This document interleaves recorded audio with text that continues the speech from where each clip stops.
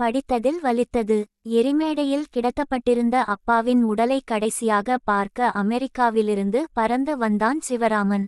எனக்கு உயிர் தந்த உடல், நேற்று வரை அப்பா ஓர் உயிர், இன்று உடல், நாளை வெறும் சொல். அப்பாவின் மரணத்திற்கு அழமுடியாத அழத்தெரியாத ஒரு தலைமுறை தயாராகிவிட்டது. மயானத்தில் மனைவியின் குரல் கைபேசியின் மூலம் ஒலித்தது. சடங்குகளில் தள்ளி நில்லுங்கள், இன்ஃபெக்ஷன் வந்து தொலைக்க போகுது. வெந்து தணிந்தது கூடு.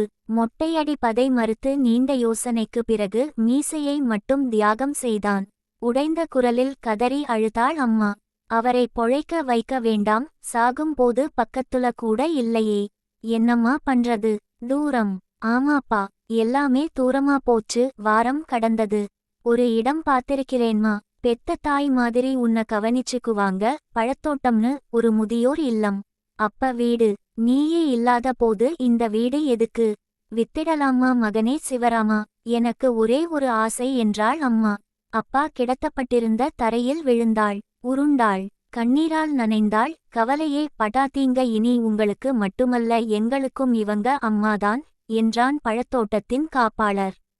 நியூயார்க் சென்றான் சிவராமன். மனைவி வரவேற்க காத்திருந்தாள். அமெரிக்காவில் இறங்கியதும் அம்மா இறந்த செய்தியை மனைவி கூறினாள். மறுநாள் அதே நேரம் அம்மாவின் உடல் மின்மயானத்திற்கு கொண்டு செல்வதை கணினி திரையில் தூரத்தில் பார்த்தான். ஸ்கைப்பில் எரிந்து கொண்டிருந்தது அம்மாவின் உடல்.